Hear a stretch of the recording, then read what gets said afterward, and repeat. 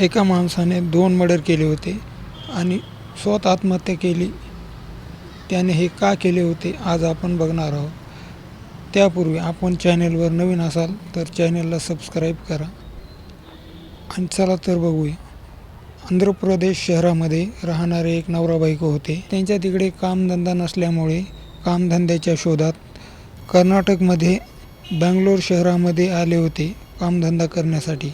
पतीचे नाव पुरुषोगोला बाबू, वय साधारण 40च्या आसपासचे आहे आणि त्याची बायको, तिचे नाव लक्ष्मी आहे आणि तिचे वय साधारण 35च्या आसपासचे आहे. कर्नाटकमध्ये कामधंद्यासाठी आल्याच्या नंतर कोणकटे RBI बांधकाम इथे बांधकाम चालले होते. ते तिथे राहत होते त्या बांधकामच्या साईटवर आणि तिथे कामधंदा करून जगत होते.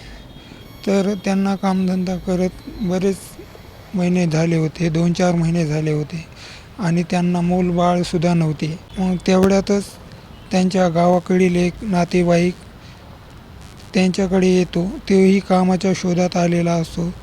त्याचे वय साधारण 20-22च्या आसपासचे होते. त्याचे नाव गणेश. तोही त्यांच्याकडेच राहू लागला होता कारण तो त्यांचा नातेवाईक होता. आणि तिकडे राहत असतानाच काम बघितले. या 2 नवरा बायकोंनी त्याच्यासाठी काम बघितले त्यांच्या साईटवर. आता हे तिघे मिळून कामधंदा करत होते. कामधंदा करत असताना या बाईला मूल नव्हते, त्याच्यामुळे तिला एकटेपणा जाणवू लागला होता आणि त्यांच्यातच पुन्हा एकमेकाकडे बघणे हे ते चालले होते आणि त्या बघाबघीमध्येच त्यांना आवडू लागले होते, एक दुसऱ्याला आवडू लागले होते आणि त्याच्यानंतर त्यांचं लगट सुरू झालं. यांच्या लगट 2-4 महिने चालले. असेच चालले होते. कुणाला खबर नव्हती. नवरा कामाला गेला की हे दोघं काही कामानिमित्त घरी यायचे आणि भेटायचे. यांचा कार्यक्रम भंगाट चालायचा. ही पतीला काही कानोकान खबर नव्हती ना कुणाला नव्हती. पण ही गोष्ट असली लपून राहतच नाही. कधी ना कधी यायचं सत्य उघड पडतंच. तसंच एक दिवस काय झालं, हे तिघेही कामावर गेलेले होते. काही कारण सांगून त्याची बायको आधी घरी आली आणि नंतर मग तो तिचा प्रियकर होता जो 20-22 वर्षाचा गणेश, तोही तिच्या मागेच परत आला आणि घरात गेले आणि त्यांचे लगटपणा चालू झाला होता. असं बरेच दिवस चाललं होतं. त्याच्यानंतर एक दिवस उघडला. लक्ष्मी आणि तो प्रियकर गणेश हे दोघे घरीच होते आणि तिचा नवरा जो होता पुरुषोगोला बाबू कामावर गेलेला होता. आता त्याला कामावरच्या साईटवर कुजबूज जाणवायला लागली की त्याच्यानं बायकोच्या आणि त्या गणेशचे काही संबंध आहेत हे त्याच्या कानावर खबर पडली. कानावर खबर पडल्याच्या नंतर त्याला अस्वस्थ वाटू लागले आणि त्याला खूप राग आला आणि त्याने त्या दोघांवर नजर ठेवायला सुरुवात केली. जशी त्याने नजर ठेवायला सुरुवात केली त्याला हे सर्व समजले की ही गोष्ट खरी आहे, यांचे काही ना काही चालू आहे. मग तो त्यांच्यावर सतत नजर ठेवत होता. नजर ठेवत असतानाच त्याला एक दिवस फिक्समध्ये समजले की ह्यांचे चालू आहे. मग तो त्यांच्यावर सारखी नजर ठेवूनच होता. मग एक दिवस 16 ऑक्टोबर 2024 ती लक्ष्मी आणि तिचा प्रियकर गणेश हे घरीच राहिले आणि त्याचा नवरा हा कामावर गेलेला होता. पण त्याचे कामावर काही लक्ष लागत नव्हते कारण त्याला हा प्रकार सर्व समजलेला होता. हे दोघे आता घरीच राहिले होते.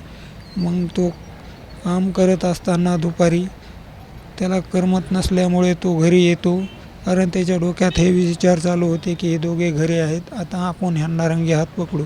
आणि तो घरी आला. घरी येऊन दरवाजा उघडतो तर दरवाजा आतून लावलेला असतो. तो दरवाजा ठोठावतो. दरवाजा ठोठावल्याच्या नंतर हे दोघे मध्येच असतात. गडबडीने कपडे नेसून ती बाई दरवाजा उघडते.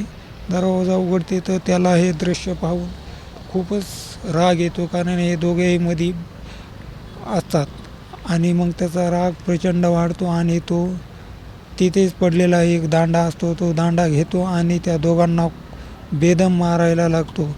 मारून मारून थकतो आणि एका कोपऱ्यात बसतो. त्याचा राग काही शांत झालेला नसतो आणि तो त्यांना मारतच असतो. पण पुन्हा असेच करत असताना संध्याकाळ होते. संध्याकाळ झाल्याच्या नंतर त्याचा राग काही शांत झालेला नसतो. तो पुन्हा उठतो आणि दांडा घेतो आणि ह्या दोघांना मारायला लागतो. खूप मारतो, बेदम मारतो. मारता मारता हे दोघं बी रक्ताच्या थारोळ्यात पडतात आणि ते जागीच ठार होतात. ते ठार झाल्याच्या नंतर त्याच्या लक्षात येते की आपल्या हातून ह्या दोघाचा मर्डर झालेला आहे. आता त्याला काही सुचत नाही. तो खूप विचित्रवणी करायला लागतो आणि तो त्याचा मोबाईल काढतो आणि त्याच्या एका नातेवाईकाला फोन लावतो. फोन लावून हे सर्व हकीकत सांगतो की मी माझ्या बायकोला, लक्ष्मीला आणि तो गणेश याला माझ्या हातून हे दोघे मेलेले आहेत.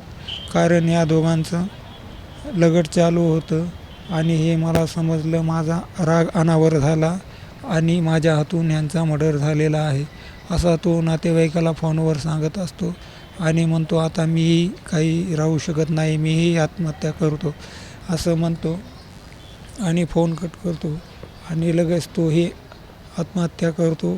अशी ही गोष्ट होते. त्याच्यानंतर दुसऱ्या दिवशी त्याच्या साईटवरील काम जे चालू असते तिथला मालक जो असतो ह्या तिघांची वाट पाहत असतो. कारण हे तिघेही दुसऱ्या दिवशी कामावर गेलेले नसतात आणि तो तिकडे वाट पाहत असतो.